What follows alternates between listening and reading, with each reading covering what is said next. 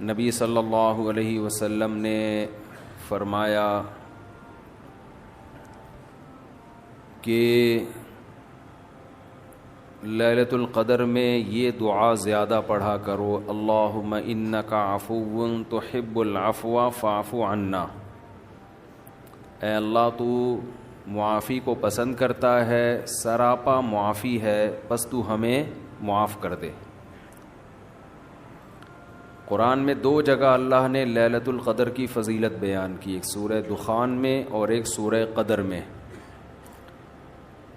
سورہ دخان میں کہا انا انزلناہ فی لیلۃ مبارکہ، ہم نے اس قرآن کو نازل کیا برکت والی رات میں، اور سورہ قدر میں ہے انا انزلناہ فی لیلۃ القدر، ہم نے قدر کی رات میں اس کو نازل کیا۔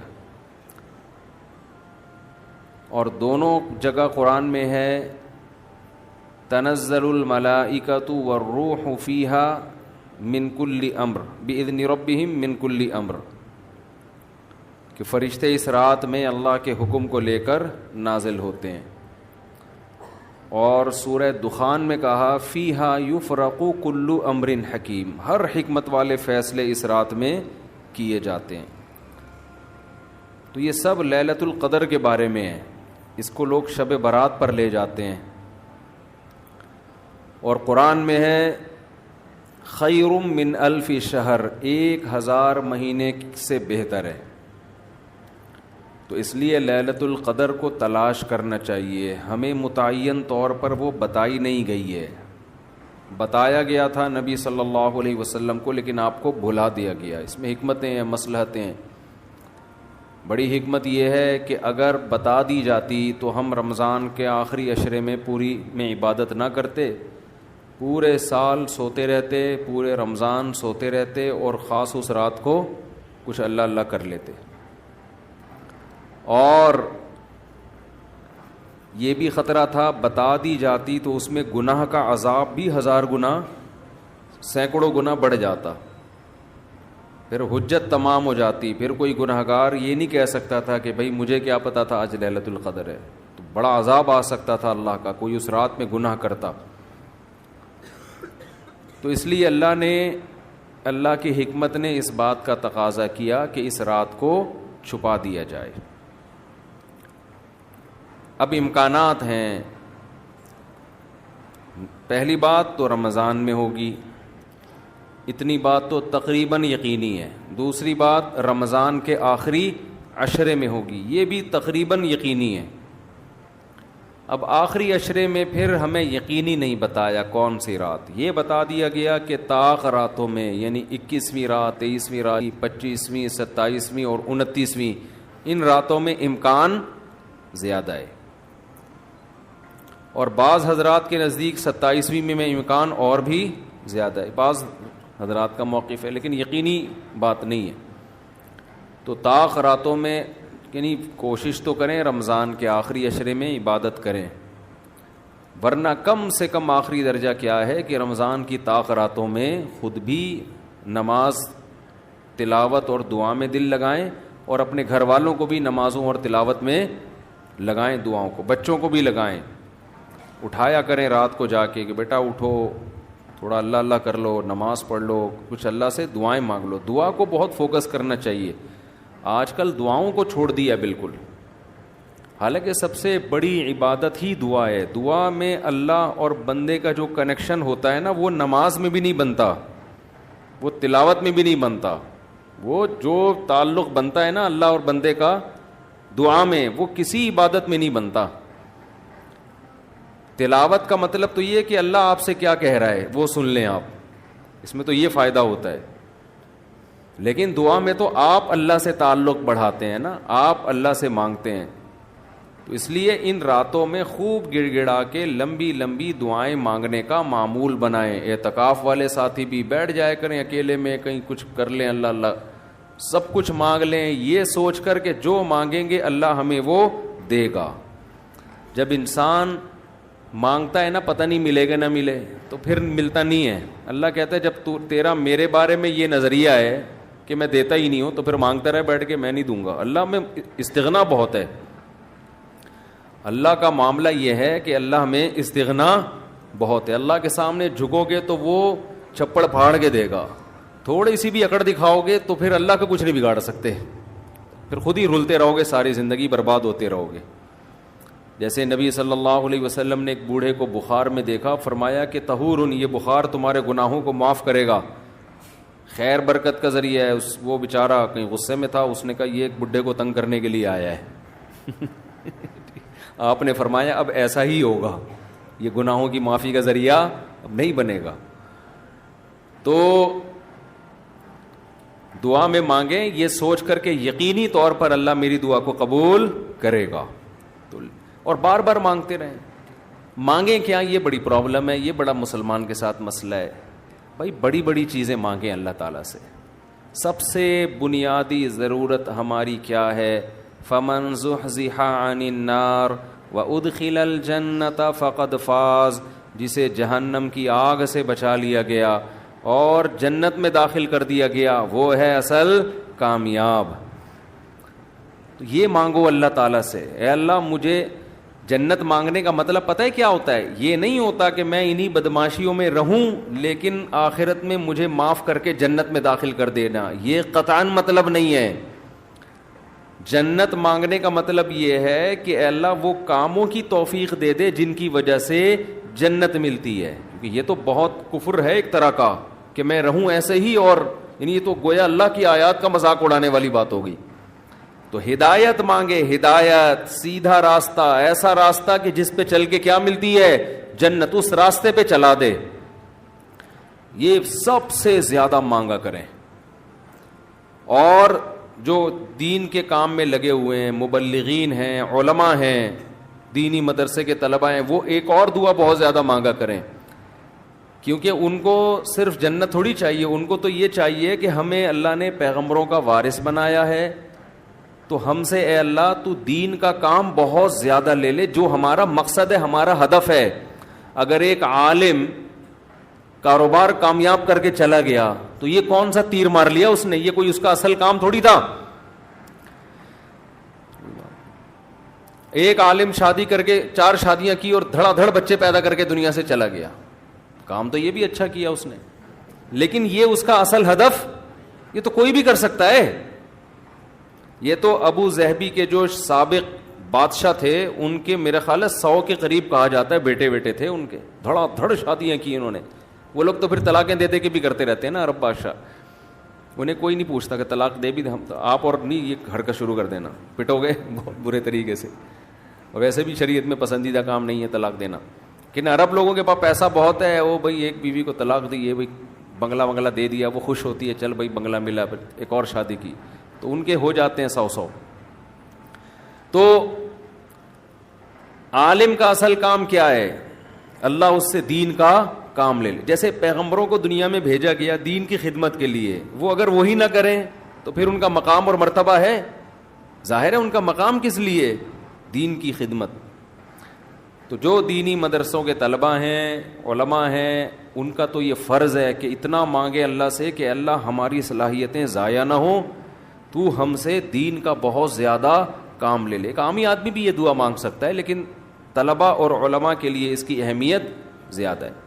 تو اس میں ہمارے حضرت یہ دعا بتایا کرتے تھے, اے اللہ اخلاص کے ساتھ کام لے لے دین کا, کیونکہ دین کے کام میں بہت دفعہ ریاکاری آتی ہے.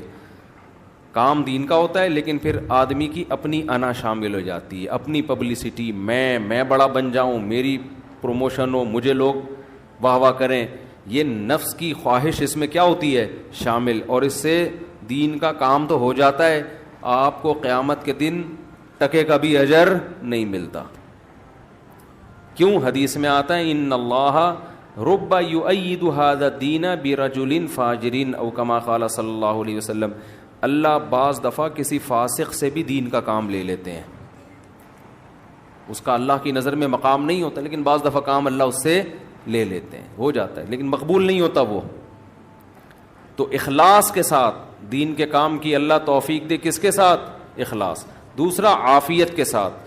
دین کے کاموں میں آزمائشیں بہت ہیں, جیلیں بھی ہیں, لوگوں کی صلواتیں بھی ہیں, تو انسان اللہ سے دعا یہی مانگے کہ عافیت کے ساتھ ہو جائے, آزمائشوں میں نہ گھروں میں. اور تیسری بات, قوت اور ہمت کے ساتھ. قوت الگ چیز ہے, ہمت الگ. پاور بھی ہو میرے پاس کام کی, کمزور آدمی دنیا میں کام نہیں کر سکتا, تو کام بھی قوت کے ساتھ ہو, پاور کے ساتھ, جاندار کام ہو, کچھ کر کے جاؤں دنیا سے. لوگ کہیں بھائی, لوگ کہیں نہ کہیں, اللہ کہے کہ کچھ کر کے گیا ہے. لوگوں کو بعض دفعہ پتہ ہی نہیں ہوتا, کر کوئی اور رہا ہوتا ہے, کیش کوئی اور کرا رہا ہوتا ہے. تو اللہ کو پتہ ہے, اللہ کہے کہ واقعی تو کچھ کر کے آیا ہے. اور چوتھا, ہمت کے ساتھ. طاقت ہوتی ہے, بہت سے طاقتور ہم نے دیکھے ہیں سستی کی وجہ سے کام نہیں کر رہے ہوتے, پوستیوں کی طرح پڑے رہتے ہیں. وہ پاور بھی ہوتی ہے, بولنے کی طاقت, چلنے کی طاقت, دوڑنے کی طاقت, لیکن کیا ہر دوڑنے والا دوڑتا بھی ہے؟ اس کے لیے ہمت بھی تو چاہیے نا. کمزور میں ہمت ہوتی ہے, طاقت نہیں ہوتی. طاقتور میں, یعنی اگر کمزور میں ہمت ہو, طاقت نہ ہو, وہ بھی کسی کام کا نہیں. آپ میں طاقت ہے مگر ہمت نہیں ہے, آپ بھی کسی کام کے نہیں ہیں. تو ہمت کے ساتھ, تو یہ 4 الفاظ کے ساتھ دعا مانگا کریں. اے اللہ دین کی خوب خوب خدمت لے لے, اخلاص کے ساتھ, عافیت کے ساتھ, قوت اور ہمت کے ساتھ. اتنی خدمت کہ میں دین کے کاموں میں کسی سے پیچھے نہ رہوں, کیونکہ مقابلہ ہے, کمپٹیشن ہے. پہلے میں کبھی یہ دعا مانگتا تھا, بلکہ میں کیا, ہمارے ایک دوست تھے, وہ انہوں نے ہمارے شیخ کو خط لکھا کہ وہ میں یہ دعا مانگتا ہوں, اے اللہ میں دینی کاموں میں سب سے آگے نکل جاؤں, سب کو پیچھے چھوڑ دوں میں. تو حضرت نے فرمایا یہ سب کو پیچھے چھوڑنے والی دعا ٹھیک نہیں ہے. وہ کہیں گے ہمیں کیوں دعا میں ہرا رہا ہے, تو اپنے لیے مانگنا. یہ ایسا ہی ہے جیسے آپ کہہ رہے ہو, اللہ مجھے اتنا پیسہ دے کہ وسیم سے زیادہ دے دے مجھے, وسیم مجھ سے پیچھے رہ جائے. تو وسیم کہے گا تو اللہ سے جتنا پیسہ مانگ, مجھے کیوں پیچھے کر رہا ہے اپنے, میں نے تیرا کیا بگاڑا ہے بھائی. تو حضرت نے دعا کے الفاظ چینج کروائے, ان سے کہا یوں نہ مانگا کرو کہ میں سب کو پیچھے چھوڑ دوں, بلکہ یوں دعا مانگو میں کسی سے پیچھے نہ رہوں, مجھے اپنے آگے نکلنے کی فکر ہے, دوسروں کو پیچھے چھوڑنے کی نہیں ہے. تھوڑی سی ورڈنگ صحیح کر لو اپنی. تو یہ 2 دعائیں بہت مانگا کریں. اپنی اولادوں کے لیے مانگ لے, مجھے ایسی اولاد دے دے جو نیک اور صالح ہو, دین کی خدمت کرے. اللہ کی نظر میں دیکھو, آپ کی اولاد مالدار ہے نا, آپ تو خوش ہوتے ہو میرا بچہ کتنا بڑا بنگلہ. اللہ کی نظر میں اس کی ویلیو 2 ٹکے کی بھی نہیں ہے.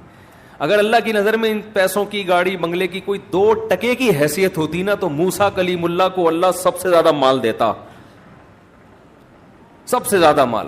اور فرعون تانے کیا دیتا تھا حضرت موسیٰ کو, مسکین, اس کے ہاتھ میں سونے کے کنگن نہیں ہیں, میرے ہاتھ میں سونے کے کنگن, میرے پاس باغات جن کے نیچے نہریں بہتی ہیں, موسیٰ کے پاس کچھ بھی نہیں ہے, مسکین. آپ اپنی اولاد کو چاہتے ہو کروڑ پتی بن جائے, دولت مند بن جائے, یہ بابا بھائی مسافر خان ہے, لعنت بھیجو یار. بن جائے تو ٹھیک ہے, میں نہیں کہہ رہا ان کو غریب لاوارث چھوڑ کے جاؤ, فوکس کس کو کرو بھائی, نیک بن جائے, دیندار بن جائے, پرہیزگار بن جائے. اگر پرہیزگار بن گئی نا, اللہ پہ اعتماد اور تعلق ہو گیا, سوکھے ٹکڑوں میں بھی آپ کی اولاد خوش رہے گی. اور اگر پرہیزگار نہیں بنی تو میں نے کروڑ پتی باپ کو دیکھا ہے جس نے کروڑوں روپے کی جائیدادیں بچوں کے لیے تیار کی, اور وہی بچے باپ کو صبح شام ٹینشن بھی دے رہے ہیں اور خود بھی ڈپریشن کی گولیاں کھا رہے ہیں وہ دین نہ ہونے کی وجہ سے. تو لیلۃ القدر میں کیا دعائیں مانگنی ہیں؟ 2 دعاؤں کو فوکس زیادہ کرنا ہے. ایک, ہدایت اپنے لیے بھی, اپنے ماں باپ کے لیے, بیوی اور بچوں کے لیے, اپنے بہن بھائیوں کے لیے, اور ان کے ازواج اور ان کی اولاد. یہ آپ کا فیملی کیا ہو گئی؟ کمپلیٹ. یوں دعا مانگے, اے اللہ عافیت والی زندگی دے, سیدھے راستے پہ چلا دے مجھے, میرے والدین کو, والدین میں باپ دادا سب آ گئے, نانا نانی سب آ گئے, میرے والدین کو, میرے بیوی بچوں کو, میرے بہن بھائیوں, ان کی ازواج اور ان کی اولاد کو. ازواج میں شوہر اور بیوی دونوں آ گئے ہیں, تو یہ آپ کی فیملی کیا ہو گئی؟ کمپلیٹ. تو یہ سب کے لیے دعا کر دی. تو چند دعائیں, اب موضوع چل پڑا ہے تو میں بتا دیتا ہوں جو مانگنی چاہیے, کیونکہ ہمارے یہاں دعا ہی نہیں, عجیب سی طریقے سے دعائیں مانگی جا رہی ہوتی ہیں. چند دعائیں بہت ضروری ہیں جو ان لیلۃ القدر میں آپ نے کثرت سے مانگنی ہے. ایک دعا سب سے پہلے میں نے بتایا کیا مانگنی ہے؟ ہدایت. بلکہ اس سے بھی پہلے اپنے گناہوں کی مغفرت، کیونکہ گناہ دعا کی قبولیت میں آڑ بنتے ہیں. اللہ کہتے ہیں تو میری تو کچھ بھی نہیں مانتا اور اپنی مجھ سے منوا رہا ہے. میں جب تجھے آزمائش میں ڈالتا ہوں تو کچھ بھی نہیں کرتا. تو پہلے اللہ سے معذرت کر رہے ہیں، معافی مانگے. جو میرے گناہ ہو چکے معافی چاہتا ہوں، میں اقرار کرتا ہوں میں غلط ہوں، تو میرے گناہوں کو کیا کر دے، معاف. یہ بار بار مانگے اللہ سے. یہی ہے انک عفو تحب العفو فاعف عنا. اور دل میں نیت کریں اللہ میں تجھ سے وعدہ کرتا ہوں آئندہ میں گناہ نہیں کروں گا. شیطان ایسے موقع پہ کہے گا ہبے تو کر لے گا، تو کیوں جھوٹے وعدے کر رہا ہے. تو شیطان کو بولیں تو اور میں جانوں اللہ جانے تجھے کباب میں ہڈی بن کے تجھے کیا تکلیف ہو رہی ہے. یہ شیطان نا ایسے موقع پہ یہ کرواتا ہے تاکہ منہ سے بات بھی اچھی نہ نکالو آپ. شیطان آئے گا اور کہے گا کہ بھائی تو دعائیں مانگ رہا ہے کہ تو میں دوبارہ نہیں کروں گا، تو نے کرنا تو ہے یہ کام دوبارہ، کیوں اپنے آپ کو دھوکہ دے رہا ہے.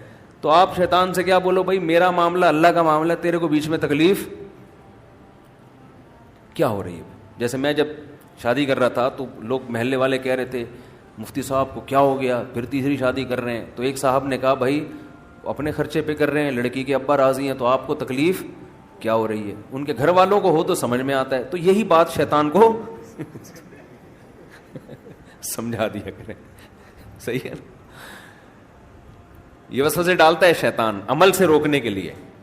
تو بھائی جب بعد میں خدا نخواستہ ہو گیا تو دوبارہ توبہ کر لیں گے. اب یہ تھوڑی کہ اگر ہونے کا خطرہ ہے تو ہم کوئی اچھا کام ہی نہ کریں، باقی اچھے عمل بھی چھوڑ دیں اس چکر میں کہ ہم سے تو گناہ ہو جاتا ہے تو اب ہم کیا، ہمیں کیا. بھائی ہو جاتا ہے تو جب ہوگا تو دیکھا جائے گا، ابھی تو نہیں ہو رہا نا، ابھی تو جذبہ ہے نہیں کریں گے بس. تو پہلے کیا کرنا ہے، گناہوں سے توبہ، اس کے بعد ہدایت کی دعا. سب سے بڑی ضرورت کیا ہے، سیدھے راستے پر چلنے کی توفیق. اس میں اپنے لیے، بیوی بچوں کے لیے، اپنے والدین اور بہن بھائی اور ان کی ازواج اور اولاد، یہ پورا بڑے بڑے رشتے کور ہو گئے اس میں، ٹھیک ہے نا. پھر تیسرے نمبر پر دین کی خدمت کی دعا کہ اللہ ہم سے دین کا بہت کام لے لے، کیونکہ علماء کے لیے تو سب سے بڑا کی فضیلت ہی یہی ہے کہ اللہ ان سے دین کی خدمت لے لے. وہ دنیا میں کاروبار کے لیے نہیں ہے، شادیوں کے تو ایک ضمنی چیز ہے، اس کے لیے شادیوں کو پروموٹ کرنے کے لیے ضرور ہے کیونکہ وہ بھی دین کا ایک حصہ ہے.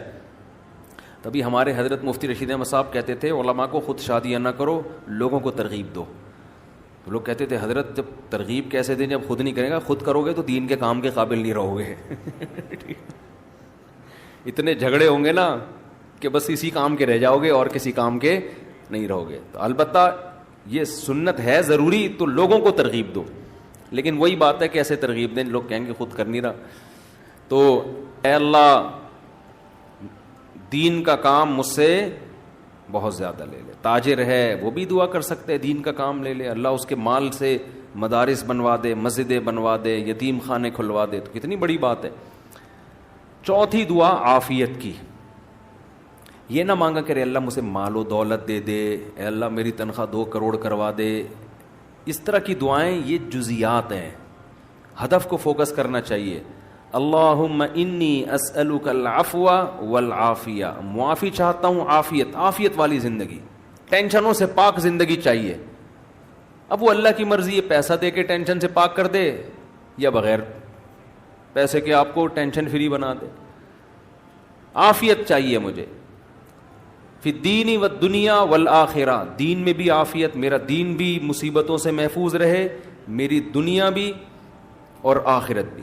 وفی اہلی و مالی، میرے گھر بار بھی پریشانیوں سے محفوظ رہے، بیوی بچے بھی، و مالی اور میرا مال بھی مصیبتوں سے محفوظ رہے. مالوں پہ ہلاکتیں آ جاتی ہیں، فیکٹریوں کو آگ لگ جاتی ہے، تو یہ بڑی جامع دعا ہے، سمجھتے ہو. اس کے بعد ایک دعا اللہ سے اور مانگ لو.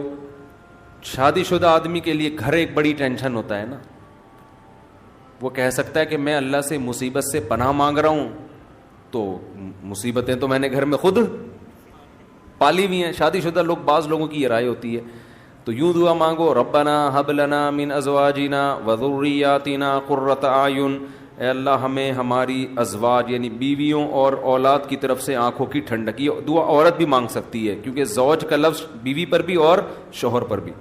آنکھوں کی ٹھنڈک دے ان کو ہماری آنکھوں کی ٹھنڈک بنا دے. جب ہم گھر آئیں تو خوشی ہو, میری وائف بیٹھی ہوئی ہے ماشاءاللہ, میرے بچے بیٹھے ہوئے ہیں, خوشی ہو.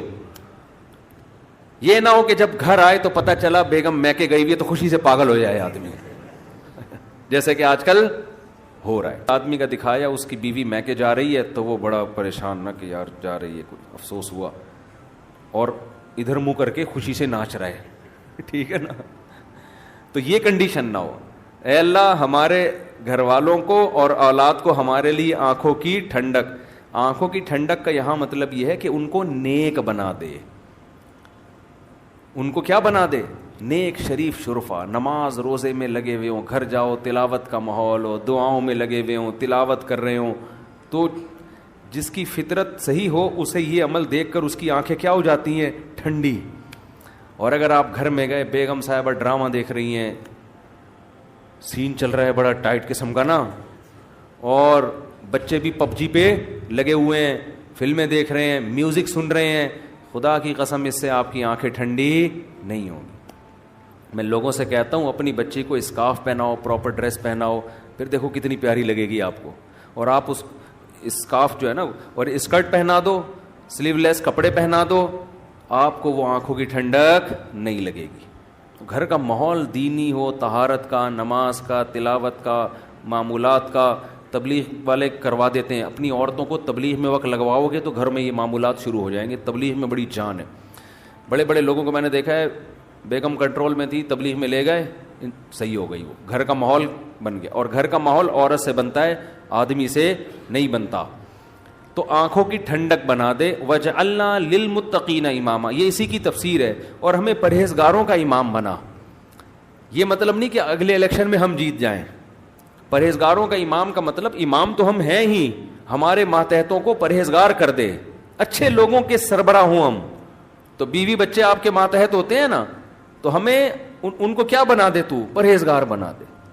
تو یہ دعا بھی بہت امپورٹنٹ ہے. اللہ نے نیک لوگوں کی صفات میں یہ دعا بھی بیان کی ہے کہ وہ ہم سے یوں دعا مانگتے ہیں. اور دو دعائیں اور جلدی سے بتا دوں, یہ ٹاپک نہیں تھا, لمبا ہوتا جا رہا ہے مسلسل, اس پہ میں مستقل انشاءاللہ بیان کروں گا. دو دعائیں اور لیلۃ القدر میں, اور ویسے بھی معمول بنائیں. ایک دعا یہ کہ جہنم کی آگ سے خلاصی, بار بار قرآن یہ بیان کرتا ہے, جنت کی طلب اور جہنم کی آگ سے خلاصی. قرآن بار بار کہتے ہیں ہمارے نیک بندوں کے دل میں جنت کی اتنی لالچ ہے کہ راتوں کو اٹھ اٹھ کے اللہ کو پکارتے ہیں کہ اللہ ہمیں اس جنت کا وارث بنا دے, محروم نہ کرنا اس جنت سے. جن کا آخرت پر ایمان نہیں ہے نا, انہوں نے جنت کو دوسرے درجے پہ رکھا ہوا ہے. میں بھی ہو سکتا ہے جنت ہو, مل جائے تو ٹھیک ہے, اس طرح سے مانگ رہے ہوتے ہیں. آپ مجھے بتاؤ, دنیا میں آپ کو کوئی ایسا پیکج دیا جائے کہ یہ کر لو تو تمہیں پھر اس کے بدلے میں یہ ملے گا, اس میں 1000 گز کا بنگلہ ملے گا, اور ایسا بنگلہ ہوگا, کروڑوں روپے کا بنگلہ ہوگا, اس میں پھر تمہاری بڑی اچھی شادی ہو جائے گی, بہت خوبصورت بیوی ملے گی تمہیں, اور اس میں تمہاری خوراک ایسی ہوگی, تمہاری جوانی 100 سال تک رہے گی, ہیں بھائی, اور تمہیں جناب کروڑوں کروڑوں روپے کی گاڑیاں ملیں گی. یعنی جنت کے 10ویں حصے کی بات اگر ہم سے کی جائے دنیا میں, تو میرا خیال ہے سارا دن اس کی تلاش اور طلب کے علاوہ ہمارا کوئی کام نہیں ہوگا. کیونکہ یقین ہے نا, اس دنیا کو دیکھا ہوا ہے, آخرت کو دیکھا نہیں ہے. تو اللہ تعالیٰ کہتے ہیں کہ ہمارے نیک بندے راتوں کو اٹھ کے اللہ سے کیا مانگتے ہیں؟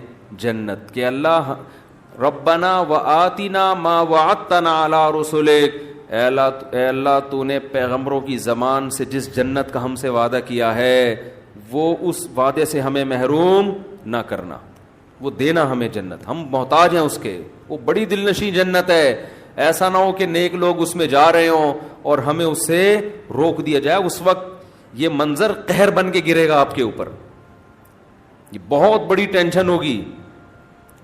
اور جہنم کی آگ سے پناہ, ربنا صرف عنا عذاب جہنم, جہنم کی آگ کو ہم سے دور کر دے. تو یہ چند دعائیں ہیں جو مانگا کریں پابندی کے ساتھ. سمجھتے ہو کہ نہیں سمجھتے؟ اور ایک آخری دعا, اگر آپ کے والدین دنیا سے جا چکے ہیں یا آباء و اجداد کوئی بھی جا چکے ہیں, ان کی مغفرت کی دعا, ان کو بھولنا جن میں والدین تو بہرحال وہ تو زندگی بھر نہیں بھولنا ان کو. جب مغفرت کی دعا تو سب سے پہلے اپنے والدین کے لیے الگ الگ مانگا کرو, باپ کے لیے الگ اور ماں کے لیے الگ, ہول سیل کے حساب سے نہ مانگا کرو. بعض لوگ ہول سے, یا اللہ جتنے بھی مرحومین دنیا سے جا چکے ہیں سب کی مغفرت فرما دے, تو مرحومین میں ابا بھی آ گئے, اماں بھی آ گئے, نانی بھی آ گئی, دادی بھی, سب ہول سے. دعاؤں میں ہول سیل نہیں چلتا, نام لے لے کے اس میں زیادہ خشوع و خضوع پیدا ہوتا ہے, سمجھتے ہو. اب ظاہر ہے سارے مرحومین کا تو نام لے نہیں سکتا نا, تو خود ہی مرحومین میں داخل ہو جائے گا تھوڑی دیر میں. تو چند اسپیسیفک مرحومین کا نام لے کے پھر ہول سیل کے حساب سے کہ جتنے دنیا سے مسلمان جا چکے ہیں اللہ مغفرت کرے, تو یہ کام ضرور کرنا چاہیے لیلۃ القدر میں. اور لیلۃ القدر میں مخصوص عبادت ثابت نہیں ہے. یہ جو چل رہا ہوتا ہے نا کہ پہلی رکعت میں یہ سورت پڑھیں, پھر یہ سورت پڑھیں, پھر یہ سورت پڑھیں, یہ سب چیزیں غیر ثابت ہیں, بدعت ہیں, ان سے اجتناب کریں. تمام دوائیں بچوں کی پہنچ سے دور رکھیں, تمام بدعتیں اپنی اور بچوں کی پہنچ سے دور رکھیں. تو لیلۃ القدر میں آپ سمپل نماز پڑھیں, زیادہ سے زیادہ دعا مانگیں, اور تسبیحات ہیں, تلاوت ہے, یہ کام کریں. سمجھتے ہو. دوسرا, جتھے نہ لگائیں لیلۃ القدر میں, اس کو بھی لوگوں نے ایک شو بنا لیا ہے. جتھے دوست احباب مسجدوں میں ٹوپیاں پہن کے جا رہے ہیں اور پھر بیٹھے ہوئے ہیں, گپے لگ رہی ہیں, ہاں ہلا گلا چل رہا ہے, پھر چلو جی جماعت سے نماز ہو رہی ہے. ٹھیک ہے, جماعت سے نماز بھی پڑھ سکتے ہیں, لیکن تراویح میں تو بڑی جماعتیں جائز ہیں, تو ثابت ہے خلفائے راشدین سے. تہجد میں بڑی جماعت ثابت نہیں ہے, لہذا یہ بھی بدعت ہے. تراویح تو ثابت ہے نا, اس میں تو جتنے پوری مسجد بھر جائے, لیکن تہجد میں اس طرح تداعی کہ اتنے لوگوں کو اکٹھا کرنا کہ قاری صاحب تہجد پڑھا رہے ہیں سب لوگ آ جاؤ, یہ نبی سے ثابت نہیں ہے. جب ثابت نہیں ہے تو جائز بھی نہیں ہے. تو اس لیے تہجد میں اگر کسی نے جماعت پڑھنی ہے 2-3 سے زیادہ افراد کو اکٹھا بولو نہ کرے, تاکہ زیادہ تعداد نہ ہو جائے لوگوں کی. لیکن بہتر یہی ہے کہ اپنے طور پہ پڑھیں تہجد. تراویح ہو گئی جماعت کے ساتھ, باقی نوافل کیسے پڑھیں؟ انفرادی میں الگ اللہ سے تعلق بنتا ہے, جماعت میں الگ تعلق بنتا ہے, تو اس میں انفرادی کو فوکس کریں. تو کوئی مخصوص صورتیں پڑھنا, پہلی رکعت میں یہ, دوسری میں یہ بھی بدعت ہے. صلاۃ التسبیح کی جماعت بھی جائز نہیں ہے. سمجھتے ہو. صلاۃ التسبیح انفرادی طور پر تھوڑا سا اختلافی مسئلہ ہے, جمہور علماء کے نزدیک سنت ہے. بعض کچھ علماء ایسے بھی گزرے ہیں جو صلاۃ التسبیح کو نہیں سنت مانتے. وجہ اس کی یہ ہے کہ وہ کہتے ہیں اس بارے میں کوئی بھی صحیح حدیث موجود نہیں ہے, لیکن چونکہ روایات کی کثرت ہے, اور کثرت سے جب روایات ہوتی ہیں تو درجہ حسن تک حدیث پہنچ جاتی ہے. اس بیس پر بہت سے علماء کی رائے یہی ہے کہ پڑھ لینی چاہیے. تو جو اختلافی مسئلہ ہو اس میں اگر کوئی بھی رائے رکھتا ہے تو اس میں شدت جائز نہیں ہے. سمجھتے ہو کہ نہیں سمجھتے؟ تو اچھا, میرا موقف چونکہ یہ والا ہے جو ابن تیمیہ رحمہ اللہ کا موقف تھا, تو میں کیا, میری اوقات کیا, بعض بڑے علماء کا بھی وہی موقف ہے, تو اس لیے تو میں بھی اسی موقف کو مانتا ہوں. لیکن کوئی فتویٰ میں یہی دیتا ہوں جو جمہور کا ہے کہ بھائی ٹھیک ہے, جو مفتہ بھی قول تو یہی ہے کہ پڑھ لینا چاہیے. عبداللہ بن مبارک, علامہ ناصر الدین البانی رحمہ اللہ نے اس مسئلے میں عبداللہ بن مبارک کی تقلید کی ہے.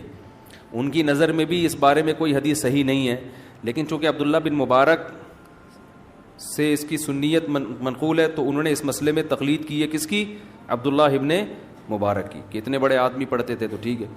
تو خیر کہاں سے لمبی بات چلی گئی. تو لیلۃ القدر میں دعائیں مانگنی ہیں اور گناہوں سے معافی. تو گناہوں سے معافی میں گناہ دماغ میں ہوں گے تو معافی مانگے گا نا, تو پہلے اپنے گناہوں کے بارے میں سوچنا بھی ہے کہ میرے اندر خرابیاں ہیں کیا. تو دیر آر 2 types آف خرابیز.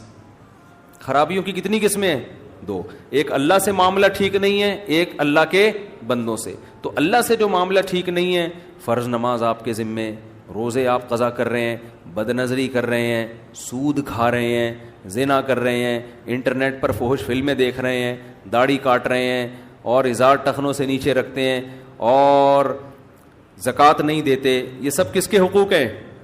اللہ کے. حج نہیں کیا, فرض ہوا ہوا ہے آپ کے اوپر. اور مخلوق کے حقوق کیا ہیں؟ سب سے پہلے دیکھنا ہے وراثت تو پھوڑ پھاڑ کے نہیں بیٹھا ہوا میں کہیں, ابا کا انتقال ہو گیا ایسا تو نہیں میں کسی کا حصہ کھا رہا ہوں. بہن کے حقوق میں آتا ہے نا, وراثت پھوڑ پھاڑ کے بیٹھا ہوا ہے تو بھائی سب سے پہلے بہن کی وراثت اس کے حوالے. بڑا بھائی ہے تو چھوٹے بھائیوں کا حق تو نہیں کھا رہا, سمجھتے ہو؟ تو مخلوق میں سب سے پہلے مالی حقوق ہیں.